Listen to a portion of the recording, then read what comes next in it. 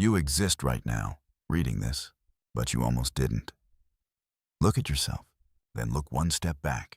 Your mother, your father. Now take another step. 4 grandparents, each one a doorway you had to walk through just to arrive here. Take one more step back and the doorways multiply.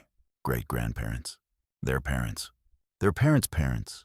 Keep walking backward and something strange happens. The world around you starts to dissolve. The smartphone in your hand disappears first, then the car outside your window, then the hospital where you were born, gone. The supermarket down the street, gone. Keep walking back and the roads crumble into dirt paths. The cities shrink into villages. The villages scatter into small, huddled groups gathered around a fire, terrified of the dark. Keep going. Centuries fall away like pages torn out of a book. Empires rise and collapse in the time it takes you to blink. Rome is built and Rome burns. Kingdoms you've never heard of crown their kings and lose their wars. Keep going and even language starts to change, then disappear.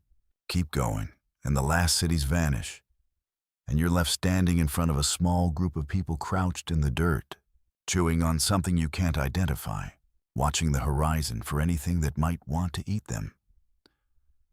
Somewhere in that unbroken line of people between you and them, thousands of individual human beings had to do one specific thing. They had to survive.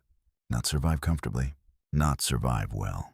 Just survive long enough to have a child who survived long enough to have another child, over and over, for tens of thousands of years, without a single break in the chain.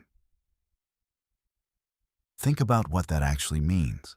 If just one of them had caught a fever at the wrong moment, if just one of them had wandered 2 miles further in the wrong direction and met the wrong animal, if just one of them had frozen to death one winter earlier than they did, or starved one season sooner, or simply never met the person they were supposed to meet, you would not be here. Not a different version of you, not a slightly altered version of your life. Nothing. No you at all. You are not the product of luck. Luck is too soft a word for it. You are the product of a brutal, unbroken streak of survival that stretches back further than any written record, further than any language, further than any city ever built. Every single person in that chain was tested by something that was actively trying to end them, and every single one of them, against every reasonable probability, made it through. So today, we are going to walk through 5 of the deadliest stretches of time our ancestors had to survive. Not the safest chapters of human history, the worst ones. We're ranking them from bad but survivable, all the way up to the one moment when the entire human species came within a hair's breadth of blinking out of existence completely.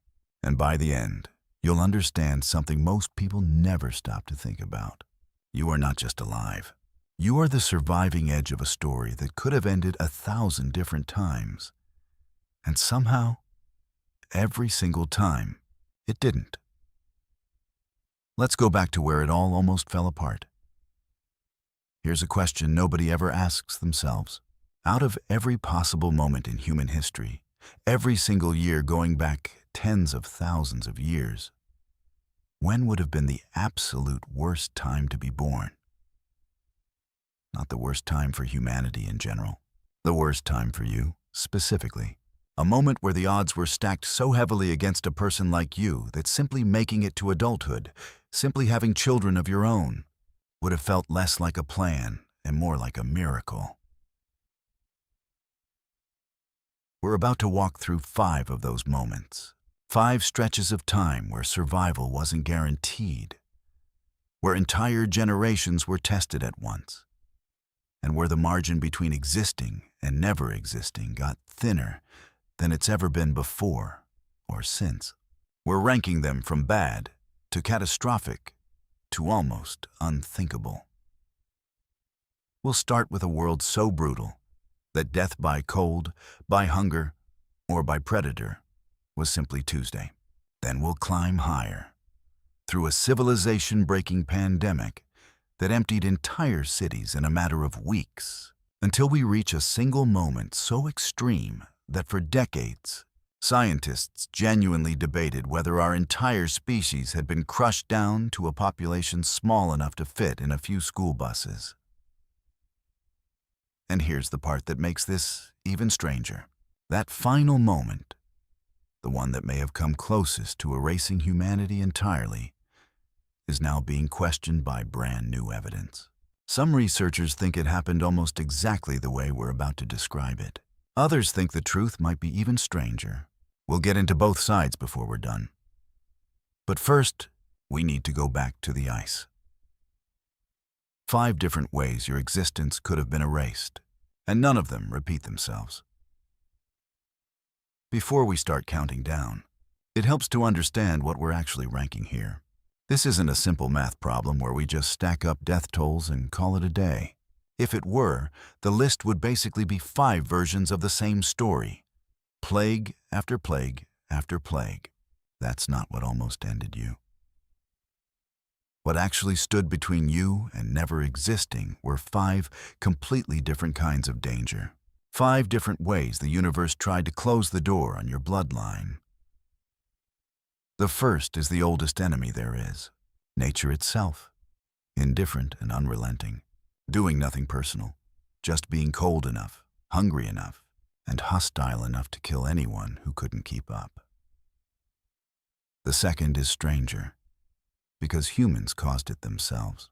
A decision that looked like progress at the time, a step forward that our ancestors were sure would make life easier, and instead opened the door to a whole new category of ways to die. The third is the one that needs no introduction, because we still do it today. Not weather, not disease, not bad luck. Just other people, organized, armed, and coming for you. The fourth is the one you can't see coming, because you can't see it at all. An enemy small enough to ride inside a breath, patient enough to wait in a rat's fur or a flea's bite until the moment was right. And the fifth, the one sitting at the very top of this list, isn't even from this planet's surface. It's a threat that came from underneath it, and it may have pushed the entire human species closer to the edge than anything else on this list combined. Nature, invention, war, plague, and something far bigger than all 4 put together. 5 completely different tests. And somehow, every single one of your ancestors passed every single one of them, back to back, for tens of thousands of years. Let's start with the coldest one. 20,000 years ago, the world you're standing on right now didn't exist yet. Not really. Picture stepping outside and finding a wall of ice taller than any building you've ever seen, stretching so far in every direction that walking around it isn't an option. Massive ice sheets buried huge stretches of the northern hemisphere under ice that in places was thick enough to bury a mountain. This was the peak of the last glacial period, the coldest, harshest chapter the modern human story had ever lived through. Now, when people hear that temperatures were lower back then, they usually picture something mild, maybe a chilly morning, a heavier coat. That is not what this was. Climate research on this period estimates that even lower and middle latitude land areas, the parts of the planet that are warm and comfortable today, were running roughly 6 degrees Celsius colder on average than they are right now. 6 degrees sounds small on a piece of paper. On the ground, it rewrote the entire planet. Forests thinned out or vanished.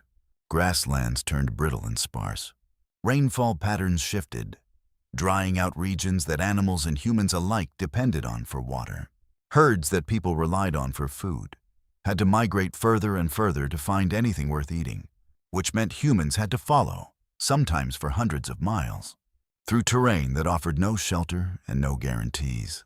The map of where a person could actually survive shrank, year after year, decade after decade. So imagine being born into that world. Every single day starts with the same quiet, background question running underneath everything else you do. Will there be enough today? Not enough comfort. Not enough safety. Just enough food, enough warmth, enough of a reason to believe you'll see the next sunrise. But here's the part and almost nobody expects. The cold alone wasn't even the most dangerous part of living through this. You open your eyes, and the first thing you feel is the cold pressing in from every direction, because there is no wall thick enough to fully keep it out. There is no heater humming somewhere in another room. There is no flick of a switch, no match waiting in a drawer. There is fire, and fire is the only thing standing between you and freezing to death. Which means fire is not a comfort. Fire is a responsibility. It has to be fed, watched, protected from wind and rain, kept alive through the night by someone who is willing to wake up every few hours just to make sure it doesn't die while everyone else sleeps. Your shelter, if you're lucky, is a cave, deep enough to block the wind, with a fire pit near the entrance. If you're not near any caves, you build. Wooden frames lashed together, wrapped in layers of hide scraped and stretched and sewn with bone needles. In certain regions, people went even further, building shelters out of the bones of massive mammals. Mammoth bones stacked and arranged into a frame, then covered with skins. An entire home constructed from the skeleton of an animal someone else had to kill first. But before you even think about hunting, before you think about walking anywhere at all, your body is already running a calculation you're not even aware you're making. It's the oldest math problem there is. How much energy do you have stored up right now? And how much of it are you about to spend just trying to get warm?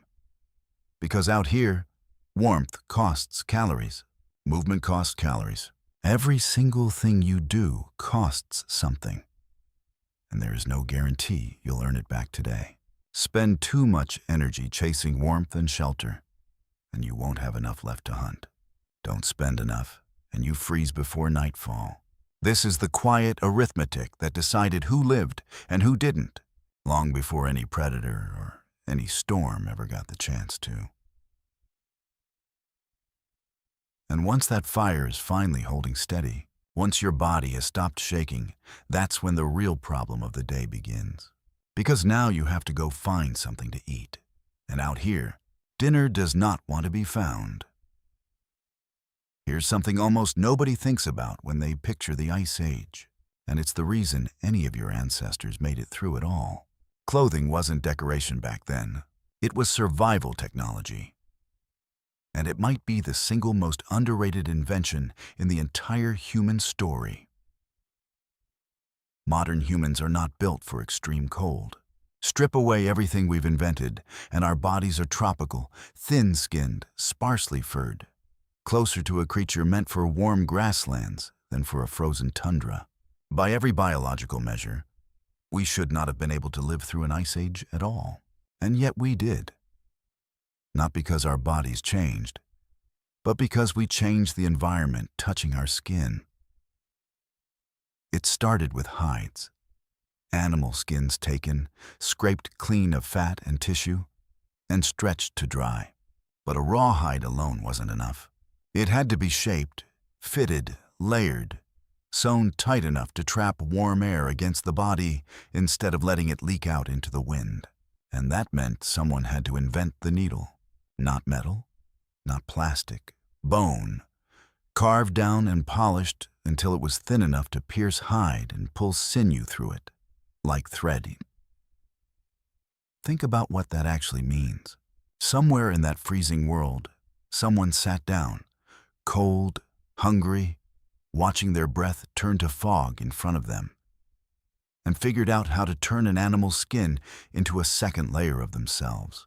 Layered garments, fitted sleeves, insulated footwear stuffed with dry grass or fur for extra warmth, hoods that could be pulled tight against wind that would otherwise strip the heat right off your face in minutes. This is the quiet revelation hiding underneath the whole Ice Age story. Humanity didn't survive the cold because we became tougher, or thicker-skinned, or somehow immune to freezing temperatures. We survived because we learned to carry our own personal climate around with us. a small pocket of warmth stitched together from another animal's skin, worn against our own.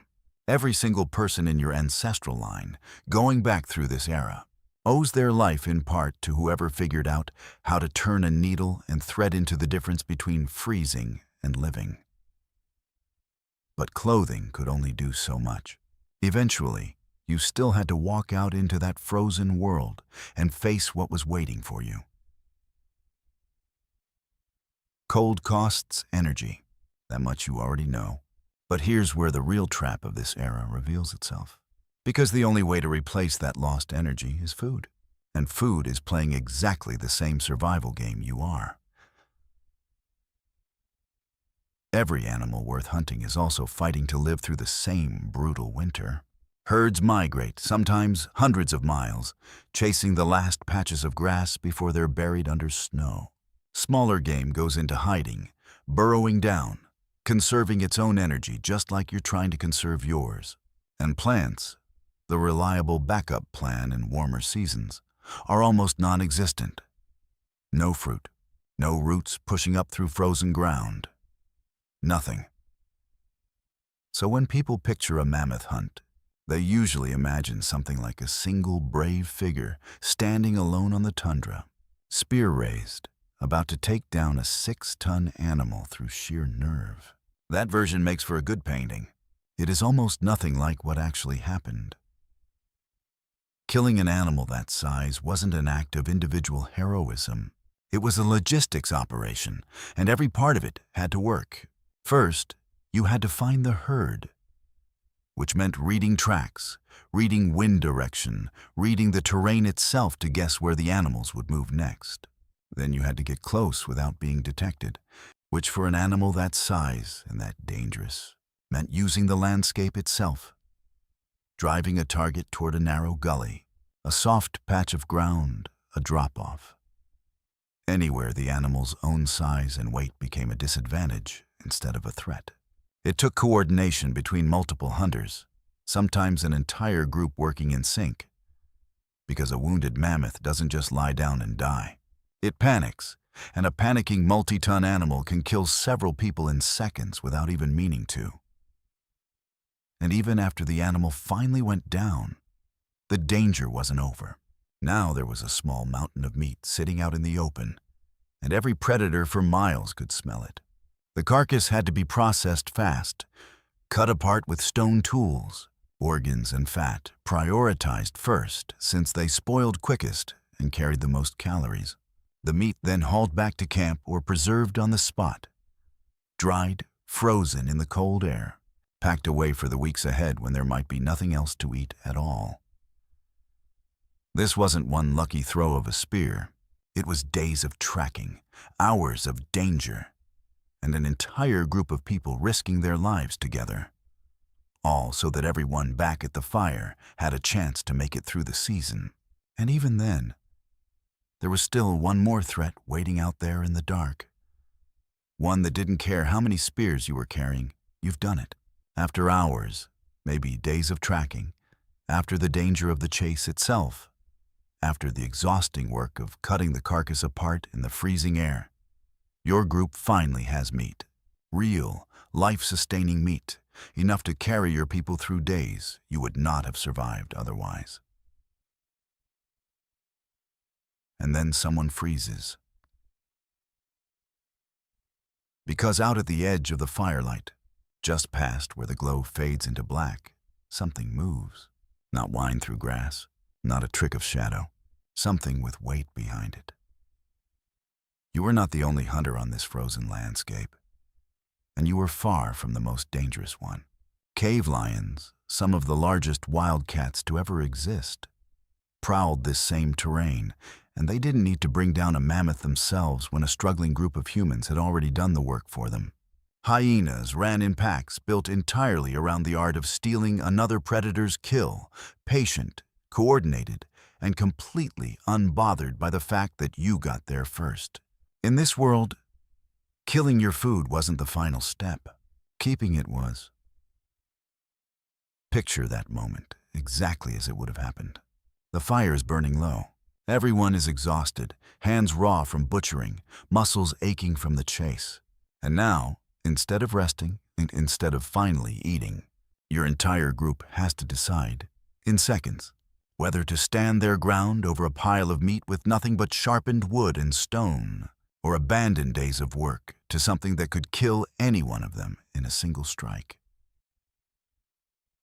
There was no authority to call, no fence, no wall, no safe room to retreat into, just firelight, a few weapons, and the terrifying math of whether defending this meal was worth the risk of losing someone who wouldn't come back from it. Aldirelks, every single one of your ancestors who lived through this era faced some version of that exact standoff, and somehow every single one of them walked away from the fire that night still breathing. But survival in this world wasn't only about outrunning predators or outlasting the cold. Sometimes, the smallest injury could be just as deadly as the largest set of teeth. But here's the part that should genuinely unsettle you. You didn't need a cave lion to kill you. You didn't need a mammoth stampede, a hidden predator in the dark, or a freezing night without shelter. All it took was something you'd barely noticed today. A small cut across your palm while butchering meat. A splinter of bone driven under the skin. A twisted ankle on uneven ground, or a burn from a fire that flared up wrong. In your world, any of those things is an inconvenience. You clean it, you bandage it, maybe you don't even think about it again. In that world, any one of those small, forgettable injuries could be the actual cause of death. There were no antibiotics to stop an infection once it started spreading. No sterile bandages, no antiseptic.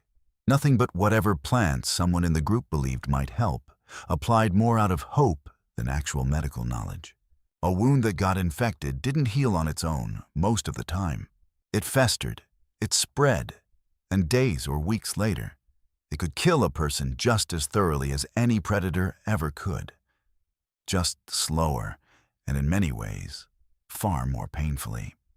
A broken bone was often a death sentence on its own, not because the break itself was fatal, but because it meant you could no longer keep up, no longer hunt, no longer outrun danger, no longer contribute the way survival demanded.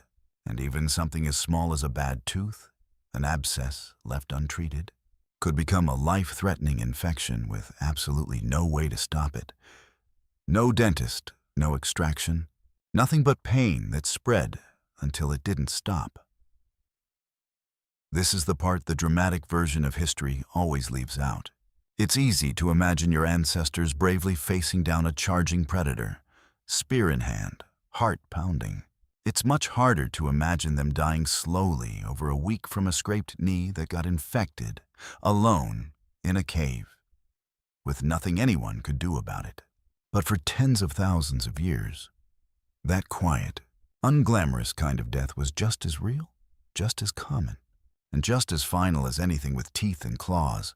And somehow, against every one of these threats, cold, hunger, predators, infection, your ancestors kept finding a way through. But surviving the elements was only half the story. The other half was what they built while they were surviving it. So with everything working against them, cold, hunger, predators, infection, how did any of them make it through long enough for you to eventually exist? The answer is that they weren't just enduring this world. They were quietly rewriting the rules of it. By this point in the Ice Age, humans weren't relying on raw instinct and luck alone. They carried an arsenal that no other species on the planet had. Fire, controlled and protected. Clothing, engineered layer by layer to trap warmth. Tools shaped for specific jobs. Spear points, scrapers, needles, each one built to solve a problem that would have been fatal without it. And underneath all of that physical technology was something even more powerful. Planning. Language. The ability to warn each other, to teach each other, to pass down knowledge from someone who had already survived a danger to someone who hadn't faced it yet. This is easy to overlook, but it might be the single biggest advantage your ancestors had. A wolf learns to survive winter through instinct alone, generation after generation, making the same discoveries over and over from scratch. A human child could be told, in words, exactly where the herds moved this time of year, exactly which plants were safe, exactly how to treat a wound, without ever having to learn it the hard way first. Every hard-won lesson one person survived could become a shortcut for everyone who came after them. And it wasn't only about survival. Decades of archaeological research have shown that these were not simple, instinct-driven people scraping by on pure desperation. They were painting on cave walls, carving figures out of bone and ivory, crafting jewelry from shells traded across enormous distances. In the middle of one of the harshest environments humans have ever lived through, they were still finding ways to create art, to leave a mark, and to say, in their own way, we were here, and we mattered. That combination, brutal environmental pressure met with real intelligence, cooperation, and culture, is exactly why this chain never broke. Not because it was easy, because your ancestors refused to let the cold be the end of the story. And then, slowly, after thousands of years locked in ice, the world began to change. The temperatures started climbing. The glaciers started retreating. You might assume that's where things finally got easier for the people who came after them. That's not what happened. Because that's exactly when humanity had an idea that would end up creating an entirely new category of danger, one they built with their own hands. Roughly 12,000 years ago, as the ice retreated and the world slowly warmed, different groups of humans in different parts of the planet arrived at a similar idea, one that felt less like a risk and more like the smartest move our species had ever made. For as long as anyone could remember, survival meant following food, chasing herds across brutal terrain, moving camp whenever the land stopped providing, always at the mercy of wherever the animals and the plants happened to be. But now, someone looked at that endless cycle and asked a question that would change everything. Why keep following food when you could make food come to you? It's such a simple idea on paper that it barely sounds like an invention at all. Plant seeds in the ground. Wait. Harvest what grows. Do it again next season, in the same spot, without ever having to pack up and chase anything across the tundra. Groups began settling in permanent villages instead of temporary camps.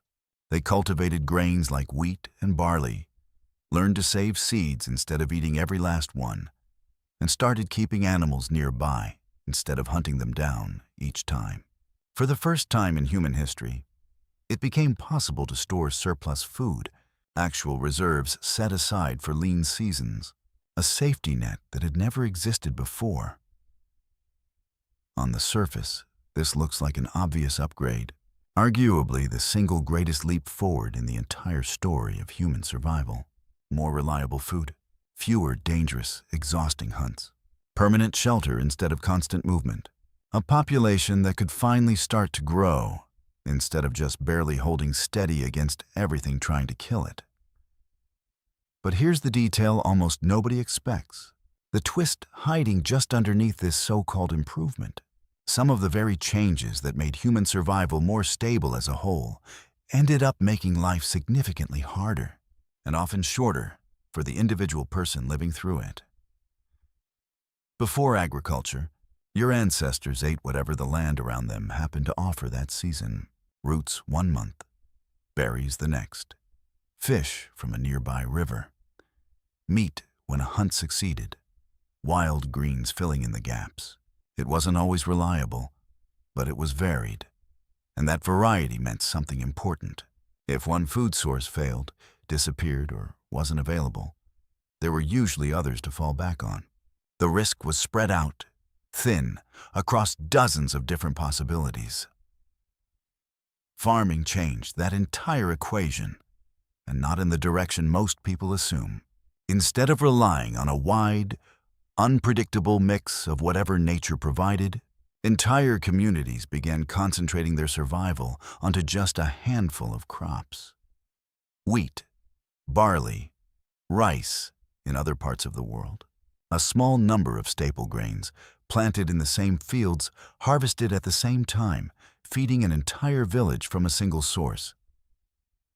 And when it worked incredibly well. A strong harvest could feed hundreds of people at once, more reliably than hunting ever could. But that same strength was also the trap. A community that once spread its risk across many unpredictable food sources had now placed nearly everything on a single outcome. One growing season, one set of crops, one roll of the dice against weather, pests, and disease.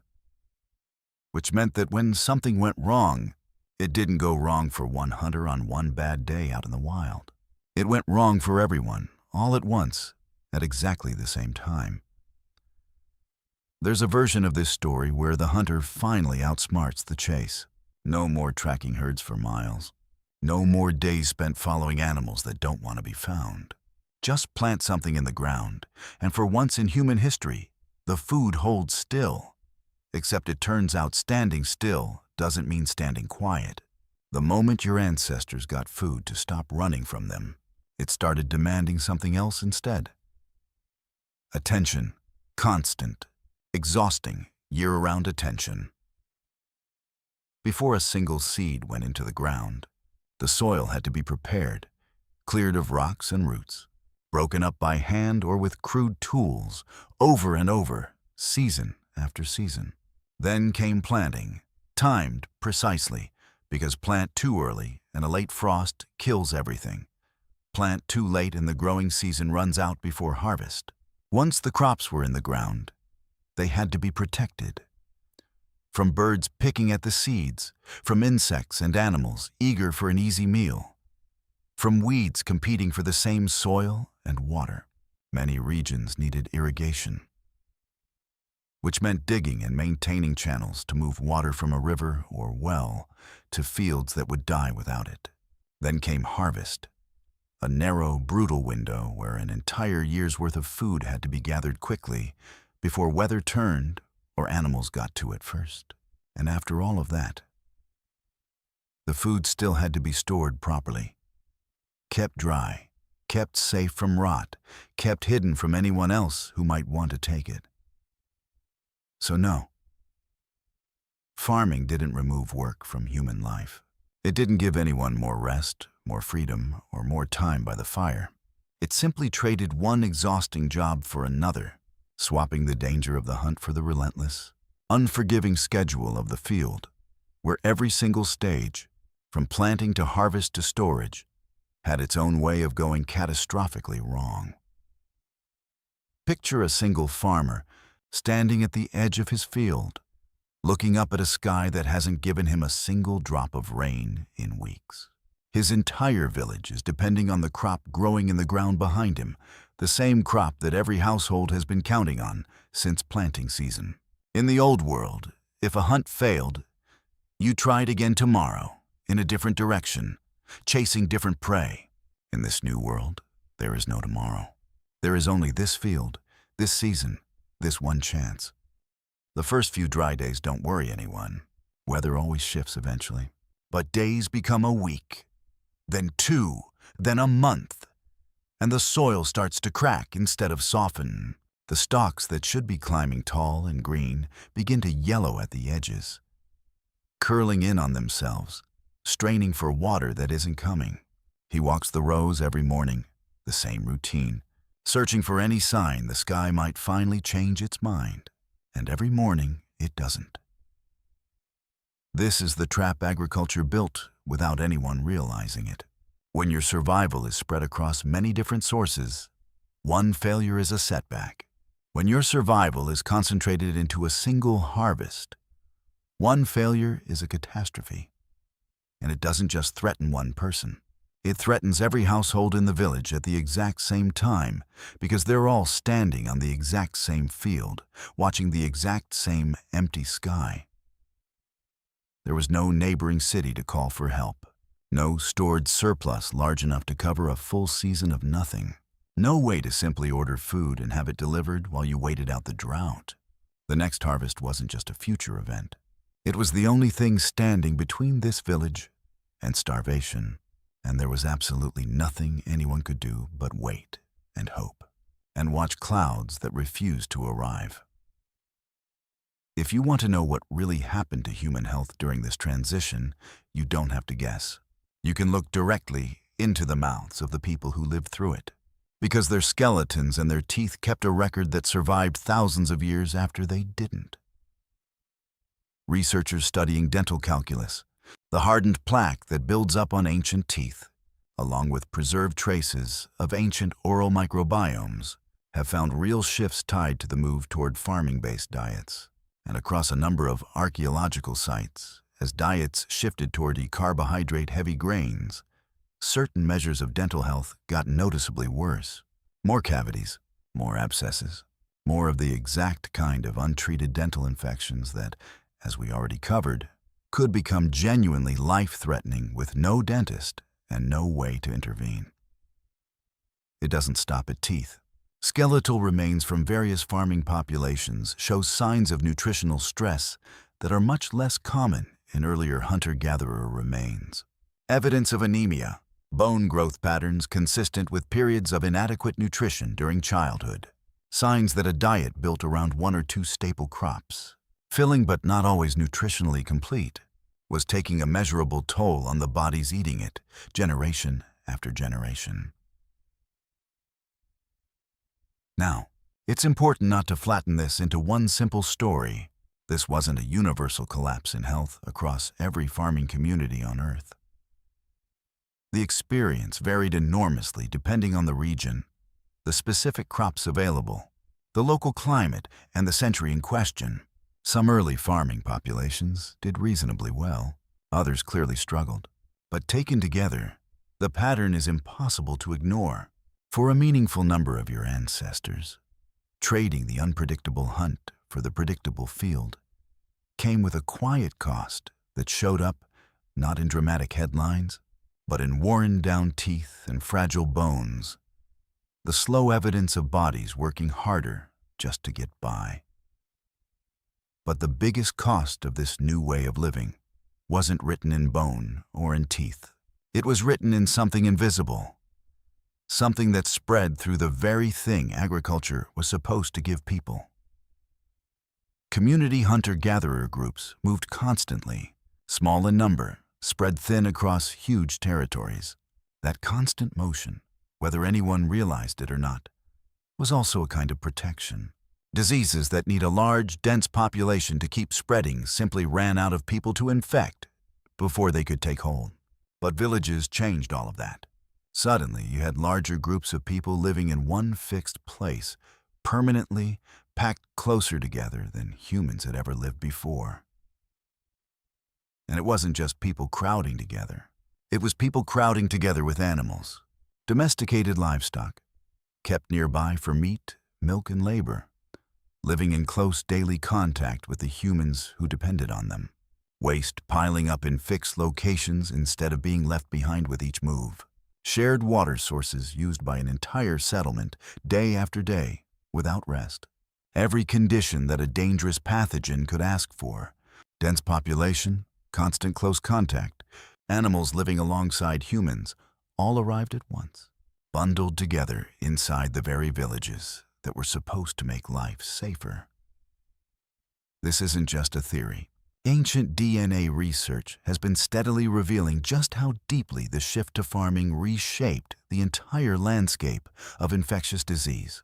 Scientists have even identified ancient strains of the bacterium responsible for plague, Yersinia pestis, circulating in Neolithic farming communities in Europe, thousands of years before the outbreak most people associate with that name.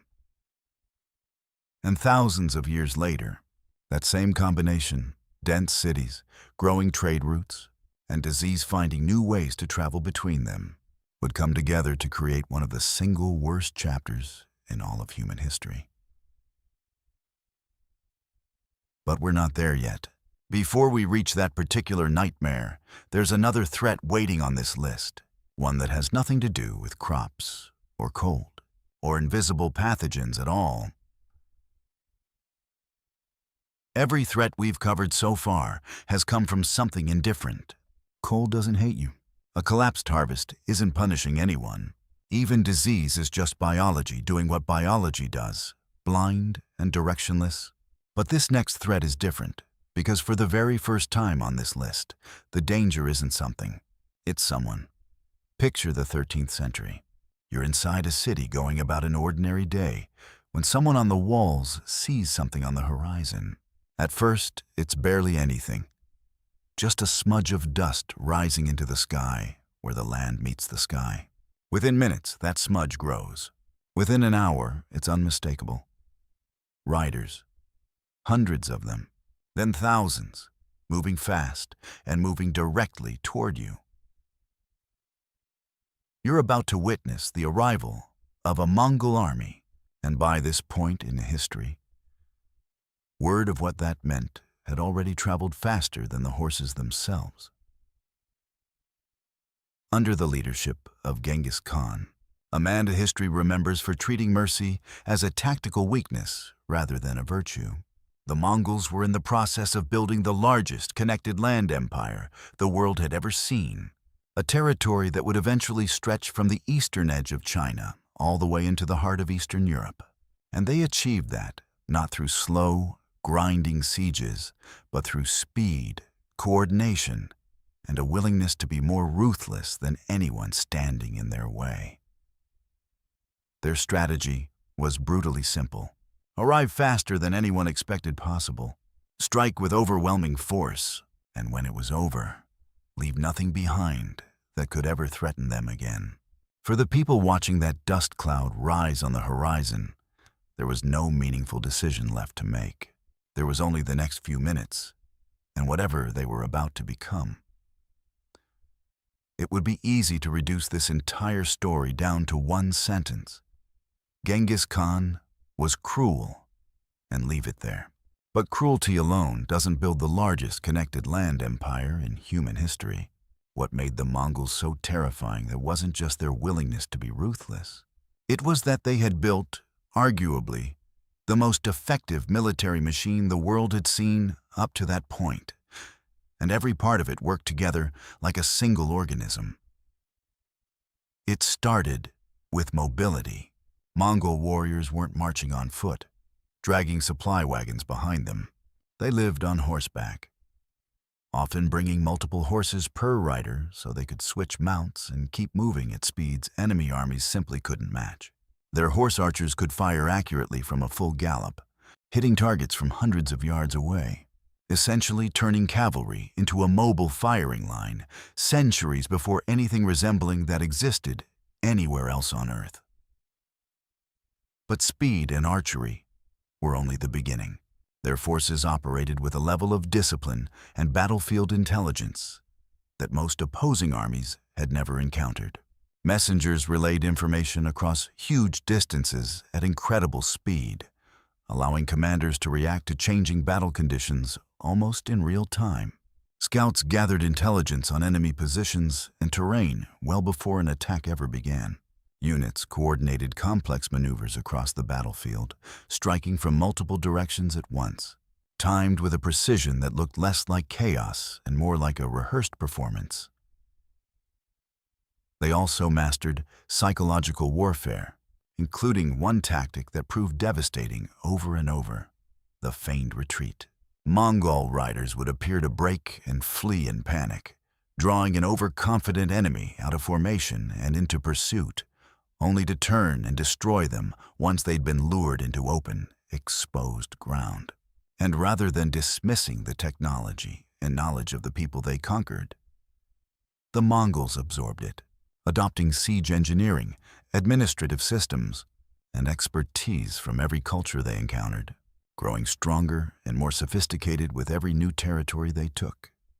The result of all of this working together was an empire that would eventually become the largest contiguous land empire ever assembled in human history, built not on brute force alone, but on an almost frightening level of coordination, adaptability, and calculated terror.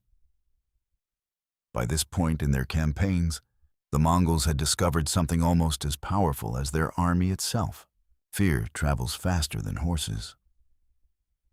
Word of what happened to cities that resisted didn't stay contained within those cities.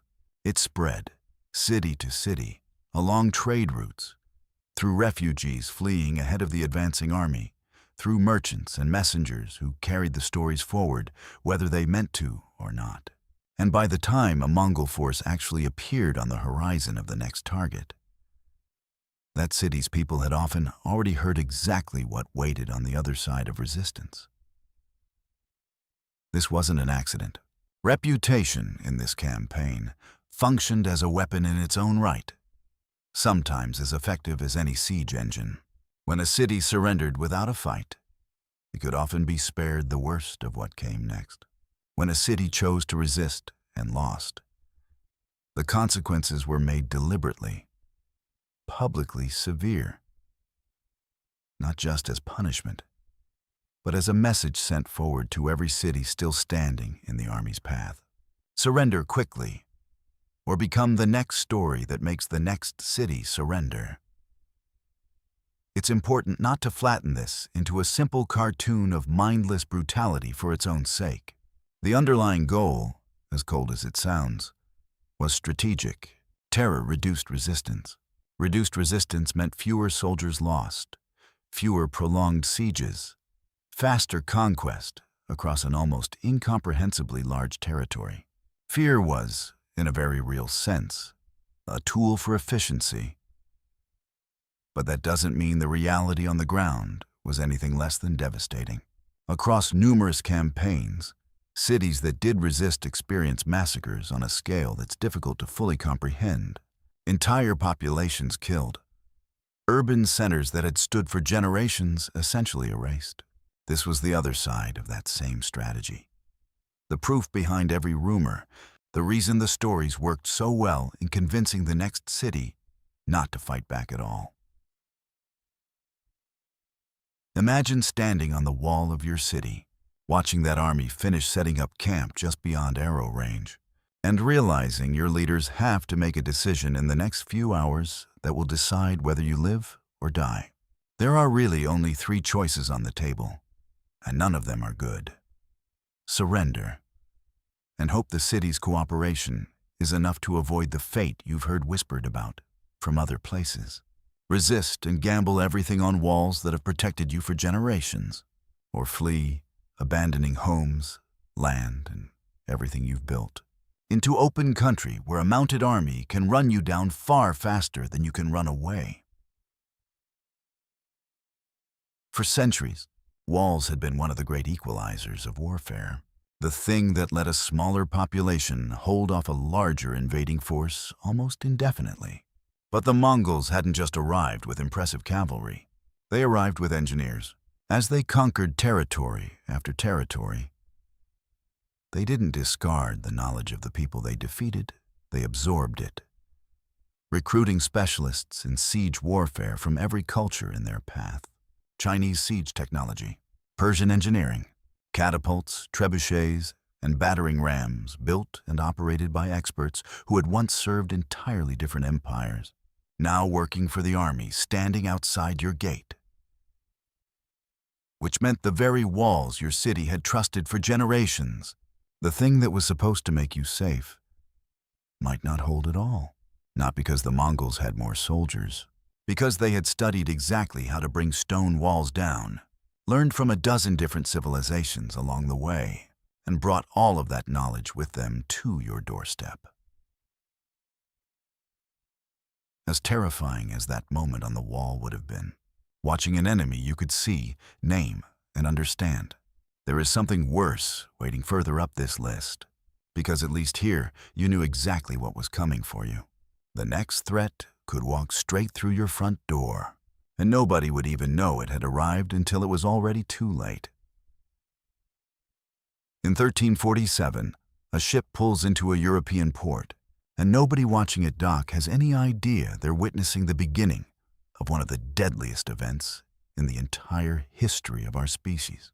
The ship carries the things ships always carried back then: cargo, trade goods, sailors, rats moving unseen in the hold. And riding along with all of it, completely invisible, completely silent, a bacterium called Yersinia pestis. Within days, it moves off that ship and into the city. Within weeks, it moves from that city to the next one, following the exact same trade routes that had spent centuries connecting Europe together, making it richer, more populated, more interconnected than ever before. That connection, the very thing that had made this world feel more advanced, more civilized than the frozen tundra your earliest ancestors survived, was about to become the reason death could travel faster than it ever had in human history. Between 1347 and 1351, this single outbreak is estimated by widely used historical figures to have killed somewhere between 30 and 50% of the entire population of Europe. Read that number quickly, and it barely registers as anything more than a statistic. So slow down and actually picture what a number like that means at the scale of an ordinary life. Imagine 6 people living under one roof with you. Parents, siblings, maybe a grandparent, the people you see every single day. Now imagine that within a matter of weeks, several of them are simply gone. Not moved away, not sick and recovering. Gone.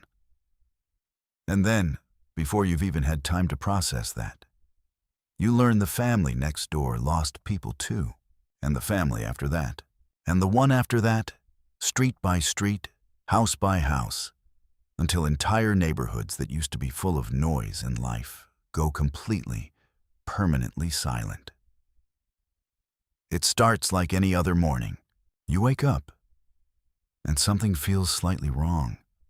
A low ache, a bit of warmth under the skin that you tell yourself is nothing. By midday, that nothing has become a real fever. Heat radiating off your skin, sweat soaking through your clothes, even as chills rack your body at the same time. And that's when you feel it, a hard, painful swelling rising under your arm or at your neck, growing larger by the hour, tender to the point that you can barely let your own clothing brush against it. By evening, you can barely stand. Your family gathers around you, terrified, watching a person they love change into someone they barely recognize in the space of a single day. They have no idea what's happening, and neither do you. There is no germ theory here. No understanding that anything called bacteria even exists, let alone that something microscopic riding on a flea could be tearing through your body right now. There are no antibiotics waiting in a cabinet somewhere. No hospital with a lab that could identify exactly what this is. No doctor who could look at you and say, "Here is what's wrong, and here is how we fix it."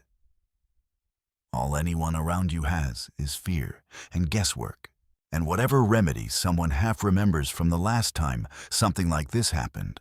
Herbs, prayers, desperate attempts at anything that might help, because nobody in that room has the faintest idea what's actually killing you from the inside, only that it's happening, and that it's happening fast. Step back from that single house and look at the entire city trying to make sense of what's happening around it, because that's where this horror truly deepens. It isn't only that people are dying, it's that absolutely nobody can explain why. Without any concept of bacteria, without any understanding that a disease could be carried by fleas living on rats that had been quietly moving through the city's grain stores and shipyards for weeks, people reached for the only explanations available to them. Some believed this was divine punishment, a judgment being handed down from above for the sins of the world. Others blamed the air itself, convinced that some poisonous mist, a miasma rising from swamps or rotting matter, was drifting through the streets and settling into people's lungs. Astrologers pointed to the position of the planets, insisting the alignment of Saturn, Jupiter, and Mars had somehow corrupted the atmosphere itself. Some blamed outsiders, strangers, entire communities scapegoated and targeted out of pure panic and desperation for an answer. Any answer that might explain what was happening. Physicians of the time did what they could within the limits of what they actually understood. Bloodletting, herbal treatments, burning aromatic substances to purify the air, and none of it touched the actual cause, because the actual cause was invisible to every tool available to them. Nobody had a microscope. Nobody knew a bacterium even existed, let alone one small enough to travel inside a flea's digestive tract. The entire framework needed to even begin understanding this threat simply hadn't been invented yet. And that's the true horror sitting underneath all of this. While an entire civilization argued over prayers, planets, and poisoned air, desperately searching in every wrong direction for an answer, the actual cause kept moving. Silent, patient, completely unseen. From port to port, city to city, house to house, spreading exactly as fast as trade and human contact could carry it, while the people trying to stop it had absolutely no idea what they were even fighting. Now here's a detail almost every video about this event gets wrong, and it's worth pausing on, because it's exactly the kind of thing that separates a real understanding of history from the version that just gets repeated over and over without anyone checking it. You've almost certainly seen the image. The plague doctor, dressed head to toe in dark robes, wide-brimmed hat, and that unmistakable beak-shaped mask, stuffed with herbs and dried flowers, believed at the time to filter out the poisoned air people thought was causing the disease. It's become the single most recognizable visual symbol of the plague in almost every documentary, every painting, every video you've ever seen on this topic. Except that costume doesn't actually belong to 1347. That specific beaked mask and full protective outfit is associated with later plague outbreaks, especially those in the 17th century, roughly 300 years after the outbreak we're talking about right now. The physicians walking through cities in 1347, trying and failing to understand what was killing everyone around them, weren't wearing that iconic bird-faced armor at all. That image belongs to a different chapter of this same recurring nightmare, one that would return to torment humanity again and again for centuries after this first devastating wave. It's a small correction, but it matters, because it's a reminder that history often gets flattened into whichever image is the most striking, the most shareable, the easiest to remember, even when that image doesn't actually belong to the moment it's attached to. The real 1347 outbreak didn't need a costume to make it terrifying. It was already the deadliest single event Europe had ever experienced. No beaked mask required. Walk with me for a moment down a road that doesn't exist anymore, or rather, one that still exists somewhere in Europe, but doesn't look anything like it did before this outbreak passed through it. You'd see houses first, doors left open, some of them, as if whoever lived there simply never came back to close them, fields stretching out on either side of the road, still holding the shape of crops that were planted with care and never harvested, because there was no one left strong enough or alive enough to bring them in. Somewhere ahead, a church, the bell tower rising above the rooftops the way it always had, except now there's no sound coming from it at all. And that's the part that's almost harder to describe than the sickness itself. Not what happened to the people, but what happened to everything they left behind. A family that had lived in the same house for generations, gone, all of them, within the same few weeks. Skills lost with them. The blacksmith who knew exactly how to work a certain kind of iron. The midwife who delivered half the village. The farmer who understood this particular soil better than anyone alive. All of that knowledge simply erased, with no one left to pass it on to. Fields that had fed entire communities for decades sat untouched, because there weren't enough hands left to work them. And the land itself began to change without anyone tending it. This wasn't only a medical catastrophe. It was an economic and social one, unfolding in the empty spaces the dead left behind. Trade networks broke down because there weren't enough merchants or laborers left to keep them running. Entire social structures that had taken centuries to build began shifting, sometimes collapsing outright, because the people who had filled every role in that structure simply weren't there anymore to fill it. It's easy to talk about a death toll as a number, 30 to 50%, and move on. It's much harder and much more honest to picture a road like this one. Quiet in a way roads are never supposed to be, holding the outline of an entire way of life that was still there just a few weeks earlier, and now simply isn't. And here's where this story takes its darkest, strangest turn, because for the people who survived, the world they woke up into wasn't just emptier. It was different, in ways that would have been unimaginable before the outbreak began. With so much of the population gone, the basic economics of survival shifted almost overnight.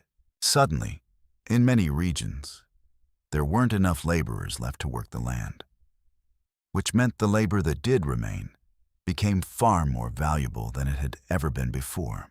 Workers who had spent their entire lives with little bargaining power, tied to land and lords who held all the leverage, found themselves in a position their parents and grandparents never had. Demand for their work outstripped supply, and for the first time, some of them could ask for more and actually get it. Sit with that for a second, because it's genuinely unsettling. One of the deadliest catastrophes in human history, an event that emptied entire villages and erased whole families from existence, also ended up reshaping economic relationships for the survivors left standing, cracking open rigid social structures that had held firm for centuries. Tragedy and transformation, arriving together, inseparable from one another. Because sometimes catastrophe doesn't just take things away, it rearranges everything that's left. But even a devastation this vast, one that reshaped an entire continent, still happened within a world of societies spread across enormous regions. Millions upon millions of people, from Asia to Europe to North Africa, all connected by trade, all vulnerable together. But still, an enormous population overall. To find our final candidate on this list, the one sitting at the very top, we have to travel much further back than 1347. Back tens of thousands of years, to a time when the entire human population wasn't measured in the millions at all. It was measured in numbers so small, so fragile, that what happened next may have come closer to erasing our species completely than anything else on this entire list. 74,000 years ago, on the island now called Sumatra, the ground did something the human mind isn't really built to comprehend. A volcano didn't just erupt. It detonated with a force so enormous that it stands as one of the largest eruptions of the entire Quaternary period, the geological era that includes every ice age, every glacial retreat, every single chapter of the human story we've walked through so far. A colossal volume of volcanic material was hurled into the sky in a matter of hours. Ash and debris in quantities almost impossible to picture, rising so high and spreading so far that it reached across enormous stretches of Asia, settling like a second, unnatural snowfall across regions thousands of miles from the eruption itself. Now pull the camera back, far away from Sumatra, to wherever your ancestors happen to be living at that exact moment. They have no word for volcano, no understanding of tectonic plates, magma chambers, or eruption columns. Depending on where they were, they may never have even seen the mountain responsible for what was happening, may never have felt the ground shake or seen the initial blast at all. All they would have known, all they could have known, is that the world around them was starting to change in ways that made absolutely no sense. The sky wasn't behaving the way it always had, and they had no idea, none at all, that a mountain on the other side of the world had just done something that was about to test every single one of them, whether they ever understood what caused it or not. Imagine looking up one day and noticing the sun isn't quite right anymore. It's still there, technically, a pale disk struggling to push through something hazy that settled over everything. But the light reaching the ground has changed color. changed strength, changed in a way that makes your skin prickle, even though you can't explain why.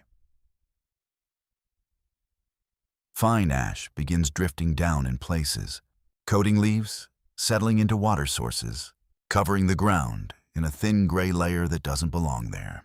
In some regions, plants that should be thriving start to struggle, leaves curling, growth slowing, as if the world itself has grown tired. Animals grow harder to find, restless, moving in patterns that don't match anything the older members of your group have ever seen before. Their own instincts thrown off by a sky that no longer behaves the way skies are supposed to behave. And this is happening on top of a climate that, in this era, was already shifting through its own instability, adding one more layer of unpredictability onto a world that already offered no guarantees. Now remember exactly who you are in this moment. You are not a person with access to a nightly broadcast explaining that a volcanic eruption on the other side of the world has altered atmospheric conditions across an entire continent. There is no scientist standing in front of a map, tracing ash clouds and offering a timeline for when things might return to normal. There is no explanation coming at all. Not tonight, not next week, not ever. Unless you count the explanation your own eyes are giving you in real time. All you have, all any human alive at this moment has, is a simple, bone-deep unease. Something happened, something changed, and whatever it was, it's still happening, right now, all around you, with absolutely no end in sight. For decades, this eruption sat at the center of one of the most dramatic theories in all of human evolutionary science, and it's the version you've probably heard before. The version most documentaries and most videos on this exact topic still tell today. The idea goes like this. Toba's eruption was so massive that it triggered a volcanic winter of staggering severity, blocking out sunlight across huge portions of the planet for years at a time. Global temperatures plummeted. Plant life collapsed under skies that no longer let enough light through. Food chains that animals and early humans alike depended on began failing, one link after another, all at once. And as a result, according to this theory, the entire human population crashed catastrophically, falling from whatever modest numbers existed before the eruption down to a tiny surviving remnant. In some versions of this story, as few as a few thousand individuals scattered across the planet. If true, that would mean every single person alive today, every human being on Earth right now, descends from an almost unbelievably narrow genetic bottleneck, a population small enough that losing just a few more groups could have ended the entire human story permanently. This is the version most people have heard. It's the version repeated in documentary after documentary, the version that turns Toba into humanity's closest brush with total extinction. And here's where we need to slow down, because the real story is not nearly that simple. In fact, some of the most important recent research on this exact event has started pulling that dramatic bottleneck theory apart, piece by piece. So here's the part that most videos covering this topic either don't know or conveniently leave out, because it makes for a much more interesting story than the one everyone's already heard. That dramatic bottleneck number, the idea that humanity was reduced to a population small enough to fit inside a few school buses, has become genuinely controversial among the scientists who study this era closely. In the years since that theory first gained popularity, more recent genetic research, more detailed archaeological findings, and more sophisticated climate modeling have all started chipping away at the idea that Toba's eruption alone crushed the global human population down to some precise, catastrophically small number. Some archaeological sites in regions that should have been devastated by a Toba-caused volcanic winter actually show continuous human occupation right through the period of the eruption, evidence of people who kept living, kept surviving, without any clear archaeological sign of the total collapse, the bottleneck theory predicts. Genetic studies attempting to trace human population size through this era have produced conflicting, often contradictory results. Some appearing to support a population crash, others suggesting human numbers may never have dropped as dramatically or as suddenly as the classic version of this story claims. Climate reconstructions have also raised real questions about just how severe and how long-lasting the eruption's global cooling effect actually was, with some researchers arguing the worldwide impact may have been significant, but far short of the civilization-ending winter often described. None of this means Toba was a minor event. It absolutely was not. But the specific claim you've probably heard before, that number, a few thousand survivors, should not be treated as an established, settled fact. It's one theory among several competing explanations. And right now, the scientific picture is genuinely unresolved, which, honestly, makes the real story far more interesting than the simplified version everyone already knows. If you want proof that this story is more complicated than a simple extinction narrative, you don't have to look far. You just have to look down, into the ground itself, at a site called Toba. In northern India, archaeologists working at Toba uncovered something remarkable: a layered sequence of stone tools spanning the approximate period of the Toba eruption, sitting in the soil directly around the volcanic ash layer itself. And what they found wasn't a gap. It wasn't a sudden break where human presence simply stops, buried under ash, never to resume. Human occupation appears both before and after the eruption at this site, without the kind of dramatic technological disruption you might expect if an entire regional population had been wiped out and had to somehow start over from nothing. Sit with what that actually means. This is a region that would have been directly affected by ashfall and climate disruption from one of the most powerful eruptions of the entire era.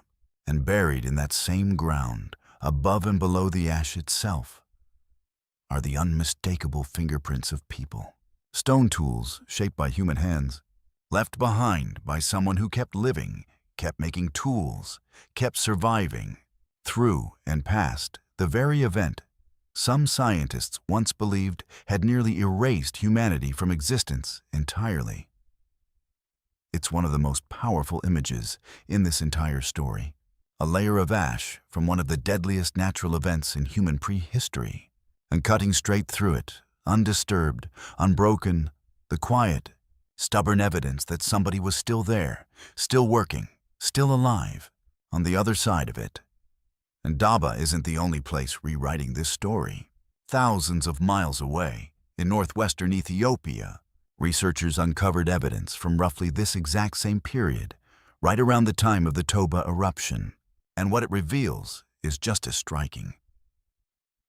Rather than showing a population collapsing under environmental catastrophe, the evidence points to human groups actively exploiting a seasonally harsh, arid landscape, and doing it successfully. By leaning heavily on resources most people wouldn't immediately think of as an Ice Age survival strategy. Aquatic resources, fish, pulled from rivers and lakes, becoming a critical part of the diet in an environment where land-based food may have grown far less reliable.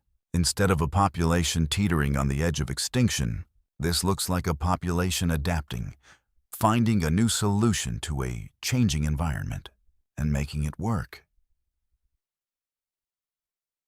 Put these two pieces of evidence side by side, Toba in the east, Ethiopia in the west. Both dated to right around this catastrophic eruption, and a very different story starts to emerge. Maybe the real lesson of Toba isn't that humanity barely scraped by on pure blind luck, one freak coincidence away from vanishing forever. Maybe the real lesson is something even more impressive than that. Maybe humans, even 74,000 years ago, already carried the single most powerful survival tool our species has ever had. Not luck, not size, not strength. Flexibility. The ability to look at a completely transformed world, A sky gone strange, a landscape gone hostile, food sources vanishing in every familiar direction, and instead of simply dying out, quietly, stubbornly, figure out a new way to keep going anyway. Now step back, all the way back, and look at these 5 moments together, because laid out side by side, they stop looking like 5 random disasters and start looking like something else entirely. A pattern. The Ice Age tested whether humans could adapt to an environment actively trying to kill them. And they answered with fire, with clothing, with shelter built from bone and hide. Agriculture tested what happens when humans stop adapting to the environment and start transforming it instead, trading one set of dangers for an entirely new one they'd never faced before. The Mongol conquests tested what happens when human cooperation, the very trait that had kept our species alive for tens of thousands of years, gets turned into a weapon and aimed at other humans. The plague tested the hidden cost of everything agriculture and civilization had built, dense cities and connected trade routes becoming a superhighway for an enemy nobody could even see. And Toba, whatever the true scale of its impact really was, tested something even more fundamental: whether humans could survive a world that changed completely, overnight, with absolutely no warning at all. Look at what we are not. We're not the fastest animal on this planet. We're not the largest or the strongest or the best equipped to survive in extreme cold without help. Almost any specific physical category you can name, some other species does it better than we do. But look at what humans consistently turned out to be exceptional at, across every single one of these 5 catastrophes. Learning from what almost killed us, and making sure that lesson didn't die with the person who learned it. Cooperating, working together at a scale no other species on Earth can match. Inventing our way around problems that should have been unsolvable. Passing knowledge forward through language, so nobody ever had to learn the hardest lessons completely from scratch. And changing strategy entirely, abandoning what used to work the moment it stopped working, and building something new instead. That, more than speed, more than strength, more than any single physical advantage, is the real reason this chain never broke. Go back to the very beginning of this video, to the moment we told you that you're not the product of luck. That luck was too soft a word for what actually got you here. It's time to correct that, just slightly, because the truth sitting underneath all 5 of these stories is more nuanced than a simple yes or no. Was there luck involved? Absolutely. An enormous amount of it. Being born to parents who happened to survive a plague that killed half their neighbors. Being part of a group that happened to find water before a drought turned fatal. Being downwind, geographically, of a volcanic eruption that devastated other regions far worse than yours. Chance ran through every single one of these 5 periods, and pretending otherwise would be dishonest.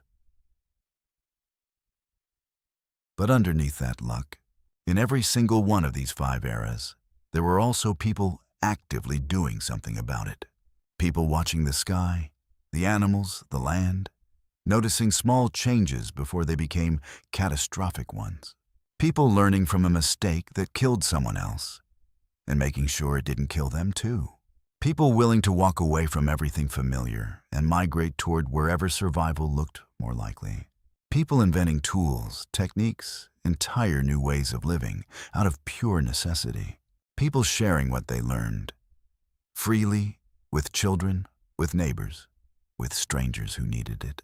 People caring for each other, tending wounds, sharing food, protecting the weakest members of the group instead of abandoning them. People who, the instant the world around them changed right along with it, instead of clinging to a way of life that no longer worked. Luck opened the door, again and again, throughout this entire story, but it was human behavior, deliberate, repeated, generation after generation, that consistently walked through it. Now let's go back to where we started. Close your eyes, if it helps, And picture that line again, generation stacked on generation, stretching backward from you, through your parents, through their parents, all the way back to that small group huddled around a fire at the very edge of what we could still call human history. We're not going to tell you that one specific, single, unbroken line of your direct ancestors personally lived through Toba, then personally lived through the plague, then personally lived through the Mongol invasions, one after another, because no historian or geneticist alive could ever actually prove that. And pretending otherwise would be exactly the kind of oversimplified drama we've spent this entire video pushing back against. The real idea is bigger than that, and honestly, more powerful.